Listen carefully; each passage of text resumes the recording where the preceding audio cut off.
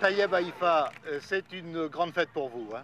Ah, ben, bien sûr, c'est une réjouissance. Et puis, en plus de cela, nous étions 10, il y a eu 2 absents pour cause de maladie.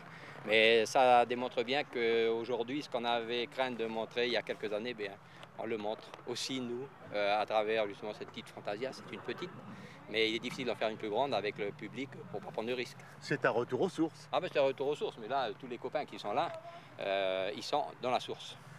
Un retour aux sources pour une foire de Bourail, 23e du nom, qui enfonce une nouvelle fois ses racines dans le sol arable calédonien, c'est-à-dire dans un sol cultivable propre à l'agriculture.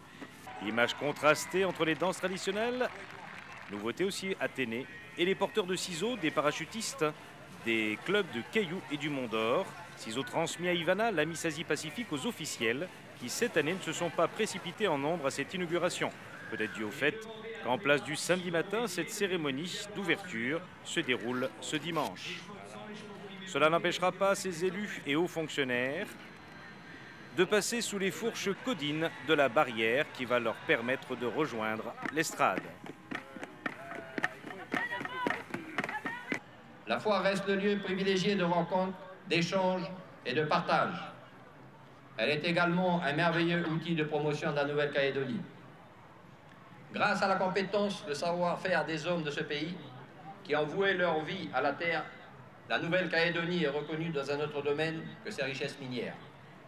Un discours traditionnel du maire de Bourail. Par contre, c'est au nom du chef du gouvernement qu'ensuite Maurice Ponga va égratigner sans les nommer ceux qui ont déposé des recours au tribunal administratif. Au moment où un schéma d'aménagement et de développement est en voie d'être finalisé pour assurer en Nouvelle-Calédonie un développement harmonieux de son espace rural sur les 10 prochaines années, au moment où la Nouvelle-Calédonie se dote d'un institut agronomique calédonien, je ne peux que déplorer les responsabilités des chefs de partis politiques qui n'ont pas mesuré les conséquences désastreuses de leur concours pour le secteur agricole avec l'annulation par le tribunal administratif de l'affectation des fonds destinés à alimenter l'établissement des régulations des prix agricoles.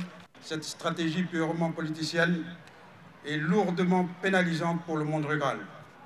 Sachez qu'en ma qualité de membre de gouvernement chargé de ce secteur, je peux vous dire que les agriculteurs n'avaient pas vraiment besoin de ces querelles stériles de la part de personnes qui ne sont que là par ambition personnelle, sans aucun souci de l'intérêt général. Une polémique qui ne s'engagera pas d'autant que seule Alliance était représentée. Ce matin, Guy Moulin, lui, au nom de la commission rurale de la province sud, préférera parler de l'évolution de l'agriculture. La professionnalisation est néanmoins un objectif majeur, notamment dans la province sud. Le développement des vergers et la relance récente de la filière café, pour ne citer que, en sont l'illustration. Cette professionnalisation nous a déjà permis, il faut le rappeler, d'exporter de la squash, du cerf, de la crevette, pour ne citer que les exportations notables. Mais en Nouvelle-Calédonie, tout particulièrement, l'agriculture vivrière, ainsi que celle que j'appellerais une agriculture de nécessité, font partie de cette seconde réalité qu'il nous est impossible d'occulter, car elles permettent l'autosubsistance ou au mieux un faible revenu à des agriculteurs qui participent au développement de leur région.